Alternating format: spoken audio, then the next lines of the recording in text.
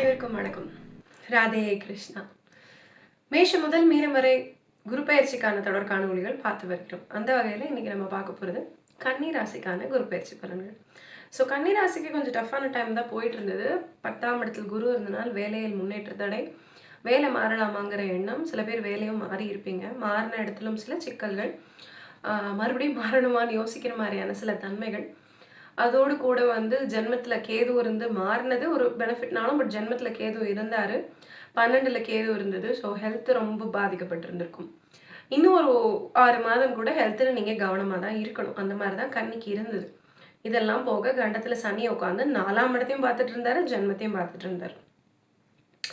So utmost tough times கொடுக்கக்கூடிய கிரக combinations கன்னிக்கு இருந்தது உண்மை. ஆனால் அதில் நிறைய விஷயங்கள் தெளிவாக போகுது. ஏன்? முதல்ல குரு லாபத்திற்கு வரப்போகிறார்.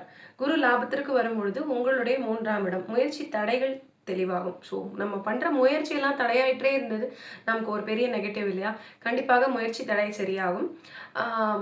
5ஆம் இடத்துக்கு குரு பார்வை கிடைக்கிறதுனால உங்களுடைய கௌரவம் உயரும். ஸோ அது ஃபேமிலியில் இருக்கலாம், வெளியில் இருக்கலாம், எங்கேயா இருந்தாலுமே உங்களுடைய கௌரவம் உயரும். 7ஆம் இடத்திற்கு குரு பார்வை கிடைக்கிறதுனால கணவன் மனைவி சிக்கலாக இருக்கலாம், கூட்டாளி தொந்தரவாக இருக்கலாம், வேலையில் இருந்த சிக்கல்களாக இருக்கலாம், இது எல்லாமே கண்டிப்பாக குறையும். 7ஆம் இடம்ங்கிறது சமூகம். 5, 7 ரெண்டுத்திற்குமே குரு பார்வை கிடைக்கும் போது சமூகத்தில் ஒரு உயரிய அந்தஸ்தை குரு கிடைக்கக்கூடிய ஒரு தன்மையை ஏற்படுத்தி கொடுப்பார். வீடு மனை வாங்கக்கூடிய யோகத்தை கொடுப்பார். பூர்வீக சொத்து சேரக்கூடிய அமைப்பு ஏற்படும். ஸோ இது எல்லாமே பாசிட்டிவ் தான். ஸோ கன்னிக்கு ஆல்மோஸ்ட் ஒரு 75 மார்க்ஸ் கொடுக்கலாம். இருப்பினும் உங்களுடைய personal health is very very very important. தனிப்பட்ட முறையில் தசாபக்திகள் நல்லா இருந்தால் மட்டும் பெரிய ஸ்டெப்ஸ் எடுங்க. இல்லைன்னா உங்கள் ஹெல்த்தை ஃபஸ்ட்டு பாருங்கள். என்னோட அட்வைஸ் 26 முடிகிற வரைக்குமே ஹெல்த்தை பார்த்துட்டு 27ல் மற்ற விஷயங்கள் செய்யலாம். வேலை மாற்றம் இப்போ தான் பண்ணியிருக்கீங்க அப்படின்னா இருக்கிற இடத்துல கொஞ்சம் வெயிட் பண்ணி பாருங்கள். இங்கேயே கொஞ்சம் பெட்டர்மெண்ட் கிடைக்கும். கிடைக்கலன்னா நம்ம அடுத்த வருஷம் 2027ல் வேலை மாறிக்கலாம். ஸோ அது ஒரு முக்கியமான விஷயம். திருமணம் ஆகாதவர்கள் நிச்சயமாக திருமணம் கைகூடும். காதல் திருமணமும் சரி, மேக்ஸிமம் அரேஞ்ச் மேரேஜ் ரொம்ப ரொம்ப நல்லா இருக்கும். மனதுக்கு பிடித்த மன வாழ்க்கை. 7ஆம் இடத்துல சனி இருக்கும்போது ஏன் அமையும்னு கேட்கலாம். ஆனால் 5ஆம் இடம் 7 இருக்குது. 5ங்கிறது காதல், 7ங்கிறது திருமணம். அங்கே குருவனுடைய பார்வை கிடைக்கிறதுனாலையும் தன் வீட்டை தானே பார்ப்பதுனாலையும் கிட்டத்தட்ட காதல் திருமணத்தில் எப்படி ஒரு காதலோட கணவனும் மனைவியும் உள்ள நுழைவாங்களோ அந்த மாதிரியான மன திருப்தியான ஒரு திருமணம் அப்படிங்கிறது நிச்சயமாக ஏற்படும். குழந்தை பாக்கியம் கண்டிப்பாக உடனே கல்யாணம் உடனே கல்யாணம் ஆகி குழந்தை நாங்கள் பிளான் பண்ணுறோம் அப்படின்னா அவர்களுக்கு குழந்தை பாக்கியம் நல்ல மேன்மையான நிலைமையில ஏற்படும். ஏற்கனவே சொன்னது போல கேதுவனுடைய தன்மை இருக்கிறதுனால தூக்கம் மட்டும் டிஸ்டர்ப் ஆகும். ஸோ தூக்கம் கொஞ்சம் கவனமாக இருங்க. வண்டி வாகனம் டிராவல் கொஞ்சம் யோசிச்சு பண்ணலாம். புதுசாக கார் வாங்குறேன், வண்டி வாங்குறேன் ஏதாவது இருந்ததுன்னா பர்டிகுலராக உங்களுடைய கணவரோ மனைவியோ சிம்மராசி, கும்பராசி, மீனராசி, அப்புறம் மேஷ ராசி இதெல்லாம் இருக்காங்க அப்படின்னா வண்டி வாகனம் வாங்குவதை தவிர்ப்பது நல்லது. தனுசு ராசி, இந்த ராசிகளுக்குள்ள, இந்த 5 ராசிகளுக்குள்ள உங்களுடைய கணவனோ மனைவியோ வராங்க அப்படின்னா கார் வாங்குறதை தவிர்த்துக்கலாம். பர்டிகுலராக வாங்கி தான் ஆகணுங்கிற சுச்சுவேஷன் இருந்தால் வாங்கக்கூடிய யோகம் இருக்குது. வாங்கி தான் ஆகணுங்கிற சுச்சுவேஷன் இருந்தால் செகண்ட் ஹேண்டில் வாங்கிக்கலாம். ஸோ அது ஒரு நல்ல அமைப்பாக இருக்கும். கட்டிய வீடு வாங்குவது சிறப்பாக இருக்கும். ஸோ வீடு கட்டக்கூடிய யோகமும் பார்த்தீங்க அப்படின்னா இந்த இயர் நல்லா இருக்கும். வேலை இருக்கிற வேலையை விட்டுட்டு தேடுறதை விட நீங்கள் பொறுமையாக அப்ளை பண்ணிகிட்டே இருங்க. பெஸ்ட்டான வேலை கிடைக்கும். ஏதோ ஒன்று கிடச்சிருச்சு அப்படியே போயிட்டேன் அப்படிங்கிற மாதிரி இல்லாமல் ஒரு 2-3 ஆப்ஷன்ஸ் கையில் வச்சுட்டே சேஞ்ச் பண்ணலாம். ஸோ உத்தியோகஸ்தர்களுக்கு ப்ரமோஷனும் இருக்குது, இங்கேயே கிடைக்கும். அப்படி கிடைக்கலன்னா வெயிட் பண்ணி நம்ம மாறிக்கலாம். டக்குன்னு முடிவு எடுக்க வேண்டாம். ஏன்னா சொன்ன மாதிரி நீங்கள் இங்கே இருக்கிற இடத்துல கொஞ்சம் நீங்கள் உங்களை ப்ரூவ் பண்ணியிருப்பீங்க, போகிற இடத்துல இமீடியட்டாக திருப்பி ப்ரூவ் பண்ணுற மாதிரி ஆகும். ஹெல்த் மட்டும் கொஞ்சம் மறுபடியும் அதே ஒரு விஷயம்தான். ஸோ அந்த ஒரு காரணத்துக்காக கொஞ்சம் நிதானமாக போகலாம். என்ன இருந்தாலும் கணவன் மனைவி சண்டையை அவாய்ட் பண்ணிக்கிங்க. இப்போ தானே சரியாயிடும்னு சொன்னீங்கன்னா ஆமாம் சரியாகும். தசாபக்திகள் சரியா இல்லாமல் இருந்தாலும் இந்த 5 ராசிகள் இப்போ நான் சொன்னேன் இல்லையா, சிம்ம ராசி, தனுசு ராசி, கும்பம், மீனம், மேஷ ராசிக்குள்ளார உங்கள் கணவர் மாரோ மனைவி மாரோ வந்தாங்க அப்படின்னா அவங்களுக்கும் சனி நடக்குது, உங்களுக்கும் சனி நடக்குது. பர்டிகுலராக கன்னி ராசி, மீன ராசி, கன்னி ராசி, கும்பராசி, கன்னி, சிம்மம் இதெல்லாம் கொஞ்சம் சண்டை வளரக்கூடிய தன்மையாக ஆகிடும். ஸோ நீங்கள் என்னென்னா சண்டைலாம் நம்ம போட வேணாம் அப்படிங்கிறது முடிவு பண்ணிக்கிட்டீங்கன்னா இது மூலம் ஒரு பெஸ்ட் டைம் உங்களுக்கு கிடையவே கிடையாது. ஸோ அந்த ஒரு விஷயம் நீங்கள் பாருங்கள். பர்டிகுலராக இந்த 5 ராசிக்குள்ளே உங்களோட கணவனும் மனைவி வரும்போது உங்களை விட அவங்க ஃப்ரஸ்ட்ரேட்டடாக இருப்பாங்க. ஸோ கன்னிராசிக்காரர்கள் கொஞ்சம் பர்ஃபெக்ஷனிஸ்ட். அவங்க குறை சொல்வதை ஏற்றுக்கொள்ளக்கூடிய தன்மை கன்னிராசிக்கு இருக்காது. நான் பண்ணுறதான் கரெக்ட் அப்படின்னு தான் இருக்கும். மேக்ஸிமம் அவங்க நல்லா தானே பண்ணுறாங்க. ஸோ அதனால் வரக்கூடிய தன்மை தான். ஆனால் நீங்கள் வந்து அதை ப்ரூவ் பண்ண வேண்டிய அவசியம் இப்போ கிடையாது. ஏன்னா அவங்க நான் இந்த 5 ராசிக்குள்ளே சொன்னேனே அதில் அவங்க இருந்தாங்கன்னா அவங்க ஃப்ரஸ்ட்ரேட்டடாக இருக்காங்க. அவங்க அந்த ஃப்ரஸ்ட்ரேஷனை உங்கள் மேலே காமிக்கிறாங்க, கணவனோ மனைவியோ.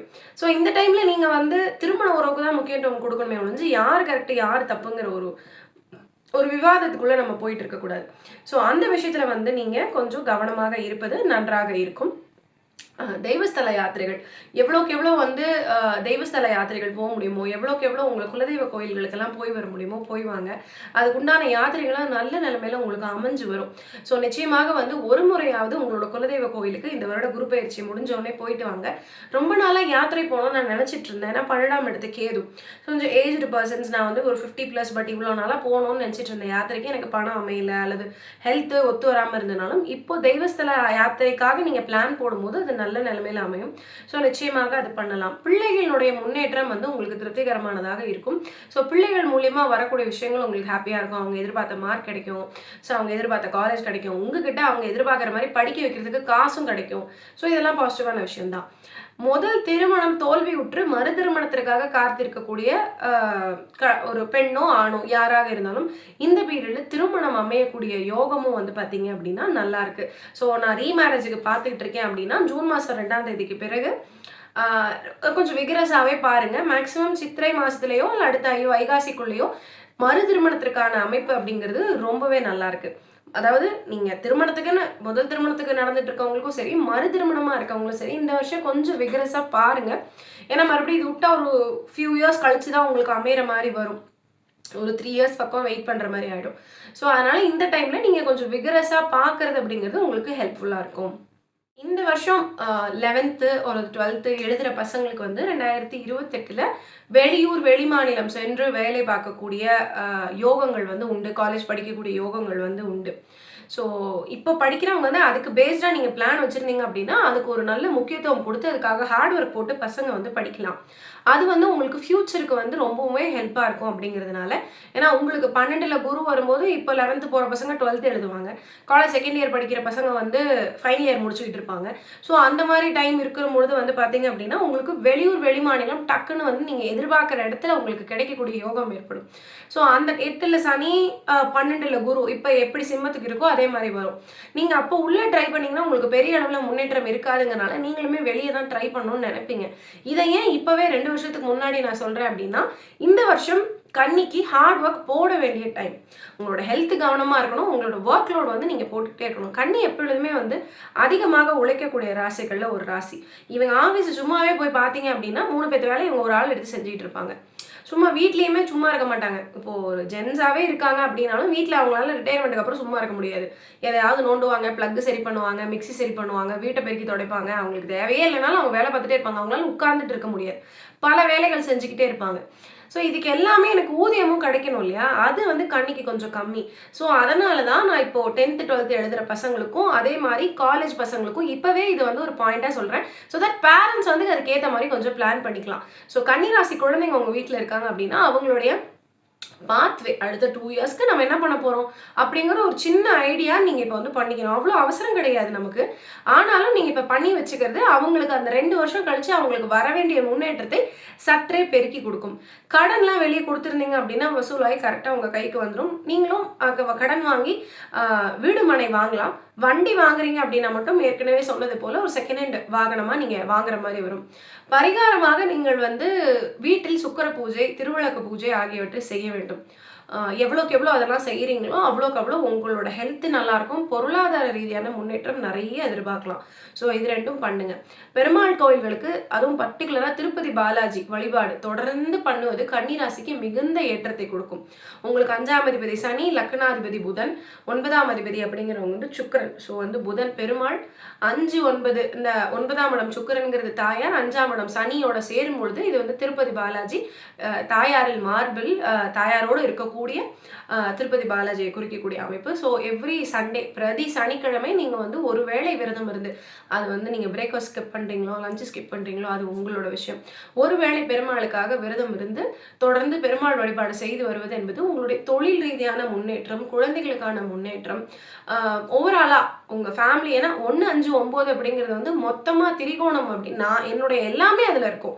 நானும் என் குழந்தை, எங்கள் அப்பா அம்மா, என்னுடைய மொத்த முன்னேற்றமும் திரிகோணத்துக்குள்ளே தான் இருக்குது. கேந்திரங்களை வலுப்படுத்துறதுங்கிறது நான் முயற்சி செய்து வரக்கூடிய அமைப்பு.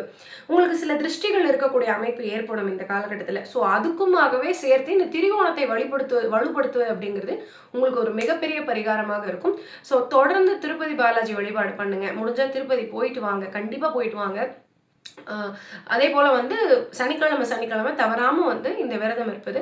புரட்டாசி சனிக்கிழமையில ஏதாவது ஒரு வாரம் வந்து நம்ம கண்டிப்பாக புரட்டாசி விரதம் இருப்போம். புரட்டாசி மாதம் உங்களோட ஜென்மத்தில் உங்கள் ஜாதக கட்டப்படி உங்களுக்கு கன்னி வீட்டில் சந்திரன், அதே நேரத்தில் புரட்டாசி மாதம் சூரியனும் கன்னி வீட்டுக்கே வருவார். ஸோ அந்த மாதம் உங்களுக்கு ரொம்ப ரொம்ப ஒரு ஸ்பெஷல் மாதமாக இருக்கும். 4 சனிக்கிழமையுமே நீங்கள் வந்து திருப்பதி பெருமாளுக்காக விரதம் இருந்து நோன்பு இருந்து வழிபாடு பண்ணுவது அப்படிங்கிறது மிகச்சிறந்த ஏற்றத்தை உங்களுக்கு ஐப்பசி கார்த்திகை மார்கழி மாதங்களில் கொடுக்கறத நீங்கள் பார்ப்பீங்க. ஆல்மோஸ்ட் வந்து அவர் மார்கழிக்கெல்லாம் போகும்போது நீங்கள் மட்டும் இந்த பரிகாரத்தை கரெக்டாக பண்ணீங்க அப்படின்னா மிகச்சிறந்த ஏற்றத்தை நீங்கள் வந்து பார்க்க முடியும்.